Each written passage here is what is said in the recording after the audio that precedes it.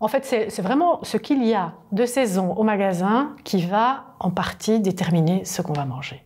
Éco-conso et vous, saison 3, c'est parti!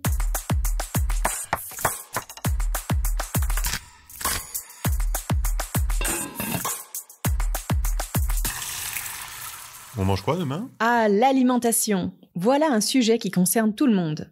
Et si on remettait nos habitudes en question? Cette saison, on va parler de ce qu'on met dans nos assiettes, de potager, d'agriculture, de produits locaux et de saison. Bref, on tentera de répondre ensemble à la question « On mange quoi demain ?» Vouloir manger de façon durable, c'est top. Mais parfois, c'est dans la mise en pratique que ça coince. Manque de temps, de motivation, de connaissances ou de moyens. Comment surmonter ces freins? Avec quels bénéfices? On a rencontré 5 familles qui font de leur mieux pour se nourrir de manière durable et responsable. Rendez-vous chez Marie, Julie, Aude, Gino, ainsi que chez Claudine et René, qui tout au long de 4 épisodes de podcast vous partagent leur quotidien et leurs astuces pour une assiette résiliente. Dans ce second épisode, on s'interroge sur le fonctionnement en cuisine. Y a-t-il des adeptes du batch cooking ou des préparations maison? On parlera aussi de méthodes de conservation, de potager et d'astuces anti-gaspi. On mange quoi demain? Rencontre avec des consommateurs et consommatrices, épisode 2, c'est parti!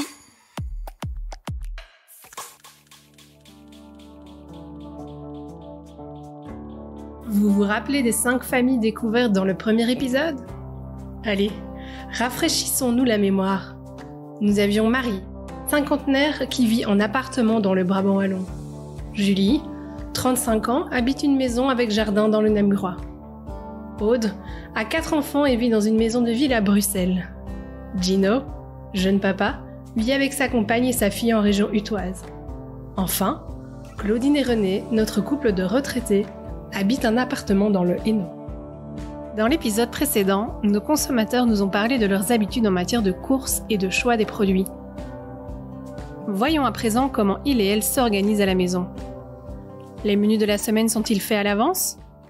D'où leur vient l'inspiration? J'ai toujours un stock de légumineuses, lentilles, pois chiches, tout ça. Différents types de pâtes, différents types de féculents. J'ai toujours de l'halloumi, du tofu, les aliments de base pour les végétariens. Et basé là-dessus, je réfléchis un petit peu à qu'est-ce que je pourrais faire. Et puis parfois, je mets Google, je mets 3-4 ingrédients végétariens et je tombe sur une recette. Donc je fonctionne beaucoup plus comme ça. Donc c'est aussi un peu l'avantage, je trouve, de faire de saison, c'est qu'on fait des plats qui sont aussi saisonniers. Donc par exemple, le fait d'avoir des asperges au mois d'avril, moi je trouve ça top parce que l'année prochaine, en avril, on sera tous contents de les retrouver. Donc moi je trouve ça un gros avantage, c'est quelque chose que... ça accompagne le rythme des saisons et je trouve ça pas mal. Et puis ça introduit aussi une variété. Parce que comme ça oblige à ne pas faire tout le temps la même chose. J'ai pas des courgettes toute l'année, donc je vais pas faire le même plat toute l'année. Donc de facto, on mange différemment, un peu comme autrefois. En automne ou en hiver, ça va être poireaux, choux et compagnie. Il y a 3-4 ans, j'aurais jamais acheté de choux parce que je savais pas du tout quoi faire avec. Bon, là maintenant, comme c'était surtout ça qu'il y avait au magasin, du coup j'ai été voir des recettes et après on tâtonne, un peu essai-erreur. Et puis en général, ce que je fais, c'est que je reprends des recettes que je connaissais, mais je change les ingrédients. On connaît la recette du haché parmentier, donc épinards, viande hachée, purée. Je remplace les épinards par du chou. Et donc ça fait du haché chou parmentier. Le chou avec des tomates, une petite sauce tomate un peu épicée, un truc un peu sympa.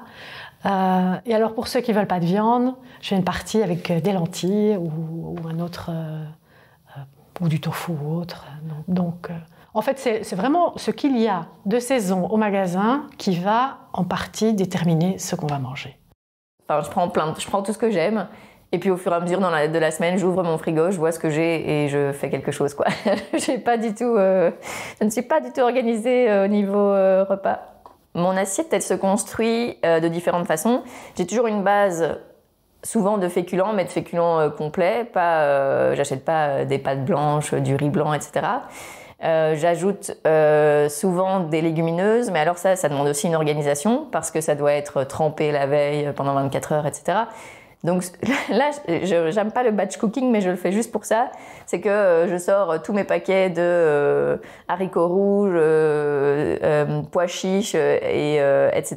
Et je fais tout tremper pendant 24 heures. Et le lendemain, je cuis tout. Et comme ça, j'ai des Tupperware dans mon frigo. Et en fait, j'ajoute ça dans toutes mes assiettes, quoi. Et comme ça, j'ai ce qu'il faut. Et j'ai toujours plein de légumes. Moi, dans mes assiettes, il y a toujours...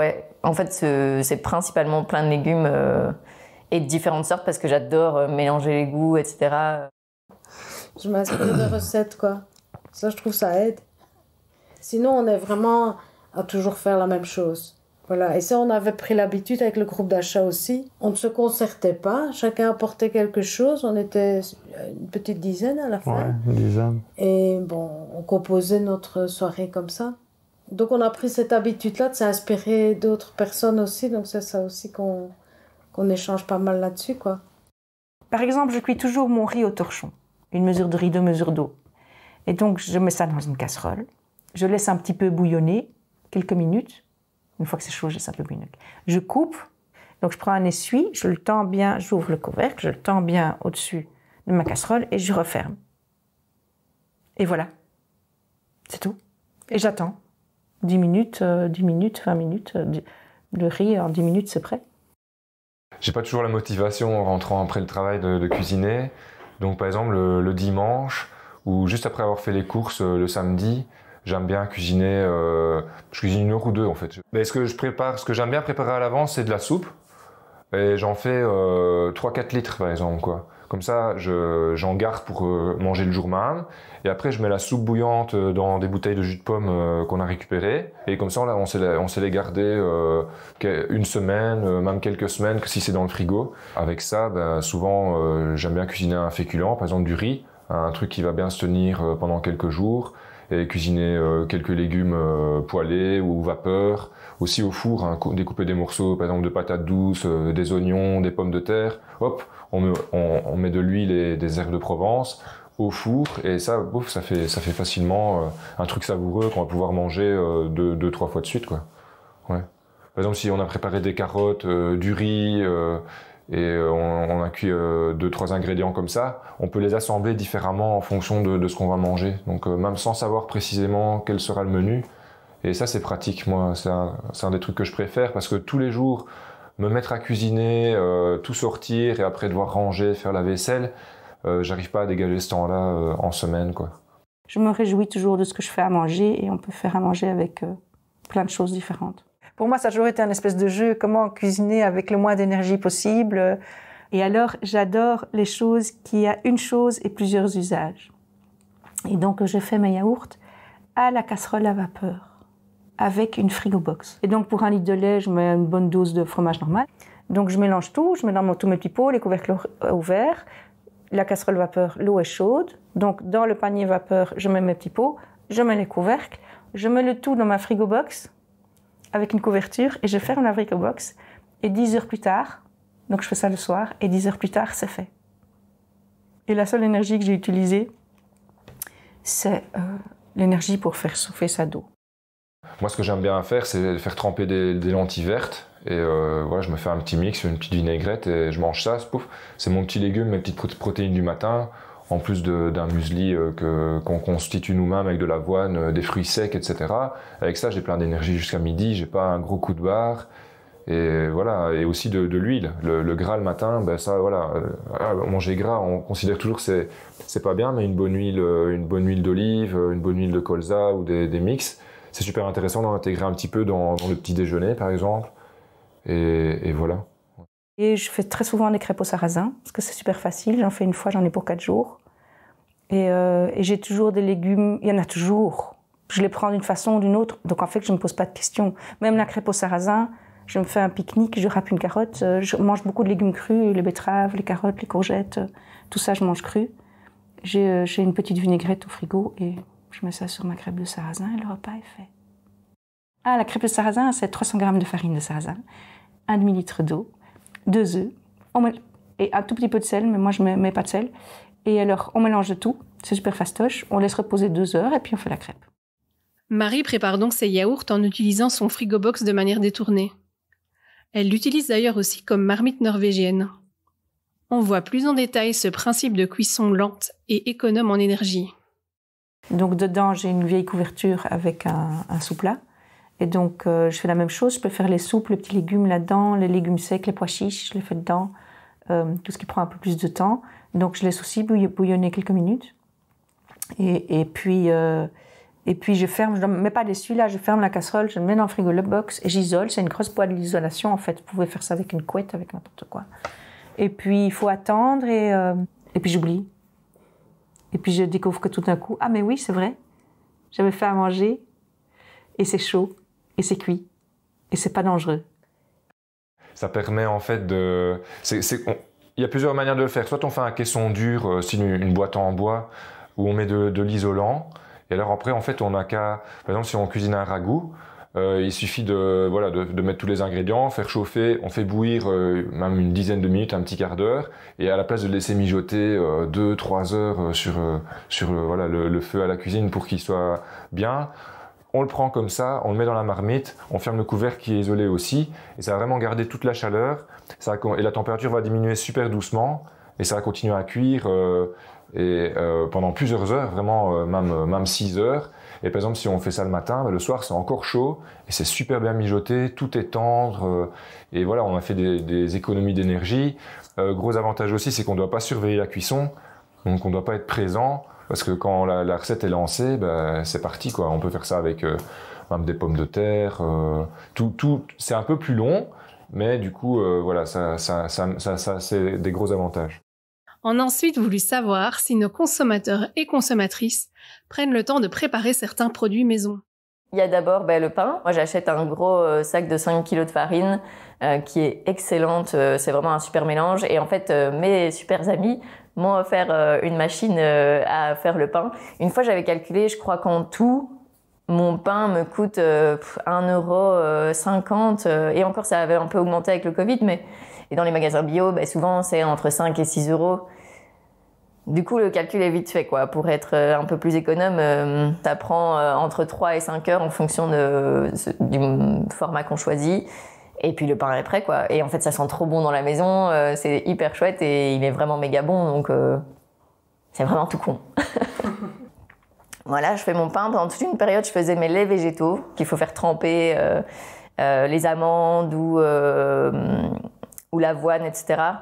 Et le lendemain, seulement, il faut mixer. Et puis après, tu termines avec la poudre qui est de l'okara avec laquelle tu peux faire des biscuits. Donc, c'est aussi un super cercle vertueux. Mais dans mon congèle, j'ai plein d'okara et j'ai toujours pas fait ces biscuits.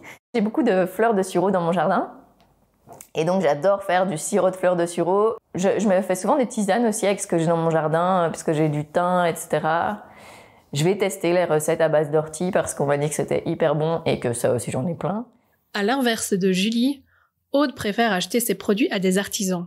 Ce que je me dis aussi, c'est que si chacun commence à s'acheter sa machine à yaourt, sa machine à pain, ça fait des tas de machines qu'on achète, qui sont dans les tiroirs.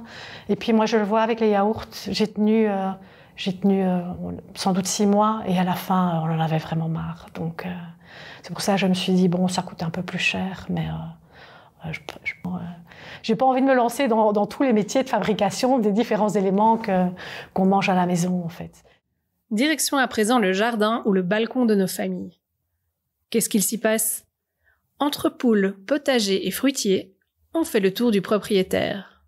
J'ai beaucoup de fruits. J'ai planté des groseilliers, j'ai planté des framboisiers, j'ai planté un cassis, j'ai des fraises aussi.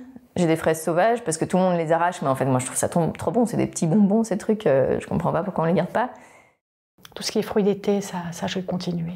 Parce que ça, il y a vraiment moyen d'avoir du volume facilement dans un jardin de ville. On a pris l'appartement aussi parce qu'il y a une grande terrasse. Et donc, sur la terrasse, moi, j'ai toutes mes plantes condimentaires. Mais aussi, j'ai fait 2 bacs à légumes, notamment. Je dois le refaire maintenant, d'ailleurs. Et là, on fait des tomates, un peu des laitues, enfin, 2-3 choses comme ça. J'ai même un cerisier qui va avoir des cerises cette année-ci. C'est pas évident. Par exemple, les poireaux, je prends un verre, je mets un petit fond d'eau, aussi là encore les radicelles, extinct bio. et alors je me saute dedans, et alors ils repoussent par le milieu. Et ils repoussent super vite. Et alors je peux les utiliser, ça fait comme des oignons de printemps. On cultive, là, avec la naissance de la petite, les travaux à la maison, il y a eu clairement une diminution. Donc là, on essaye de relancer. Mais sinon, habituellement, on cultivait des laitues, des radis, des cultures d'été, style tomates, courgettes, potirons, des oignons, de l'ail. Donc pas encore de quoi dire on est autonome, on a une grosse partie qui vient, mais plus pour agrémenter, avoir à certains moments dans la saison, voilà, on a une production, pommes de terre, petits pois. Et alors, on a aussi quelques petits fruitiers. Et ici, récemment, on a eu l'occasion d'acheter le verger de mon voisin. Et du coup, là, c'est un projet vraiment à développer. C'est un verger qui est un peu vieilli, donc il y a encore des pommes qui produisent, quelques poires, un peu de cerises.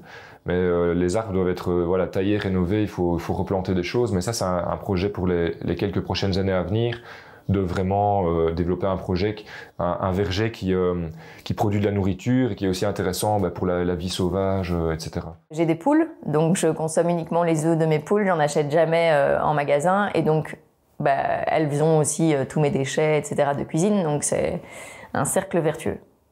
Parfois, quand il y a des saisons où elles produisent toutes les 3 tous les jours, là, on a l'occasion d'offrir une boîte d'œufs aux voisins, la famille, etc. Donc c'est vraiment un plaisir.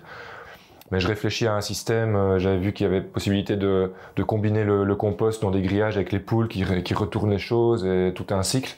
Mais voilà, on n'a pas encore testé, mais il y a moyen de collaborer encore mieux avec les poules, quoi. Voilà. Et si on parlait conservation? Gino utilise le séchage, tandis que Marie est adepte de la lactofermentation. Ça, en fait, nous, on a un déshydrateur électrique. Donc, en fait, il y a des résistances qui créent de la chaleur. Il y a une ventilation. Et alors, ce sont des clés, des genres de grillage empilés. On dispose les éléments en petits morceaux qui doivent sécher. Et du coup, comme il y a de l'air chaud qui passe tout le temps, ça se déshydrate. Et alors, en fonction de ce qu'on va déshydrater, on doit jouer sur la température et la durée de l'action, quoi. Ouais. Nous, on déshydrate des pommes, par exemple, souvent. Quand on a un gros arrivage de pommes, on déshydrate des pommes. On conserve ça idéalement dans des pots en verre avec un joint de caoutchouc. Et alors, par rapport, quand on voit le prix des produits déshydratés, style des pommes, c'est 30, 40, 50 € le kilo. Et voilà, c'est vraiment intéressant, quoi.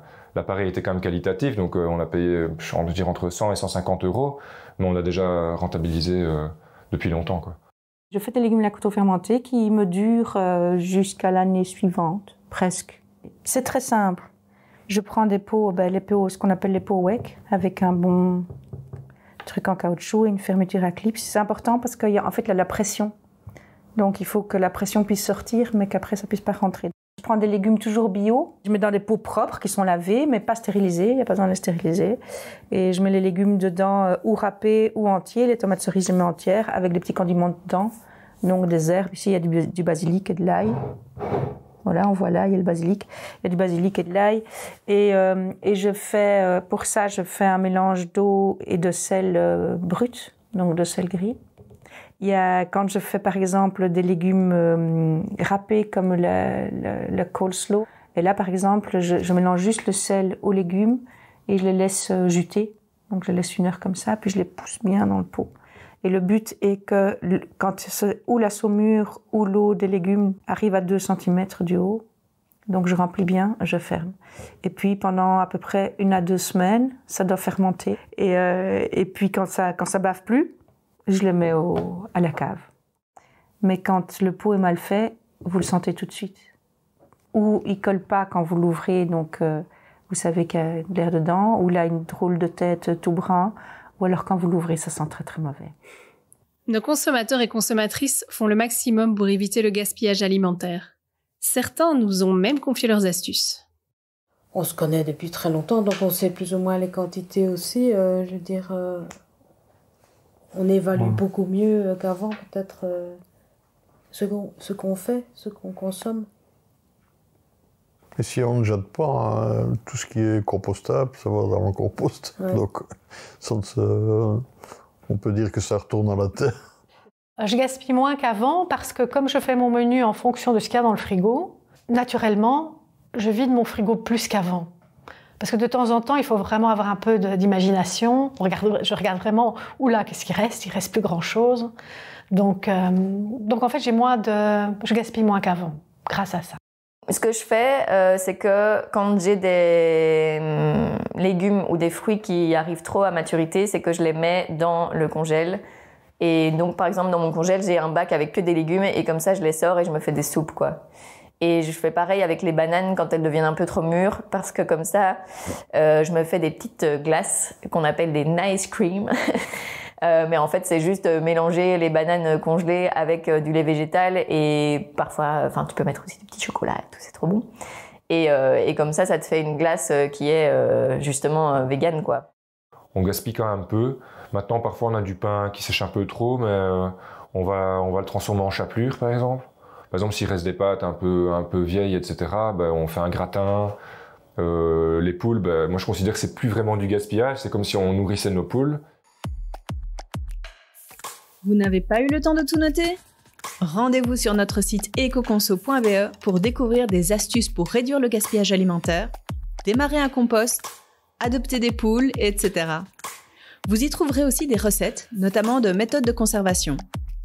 Attention, il est important de bien s'informer pour ne prendre aucun risque avec la sécurité alimentaire.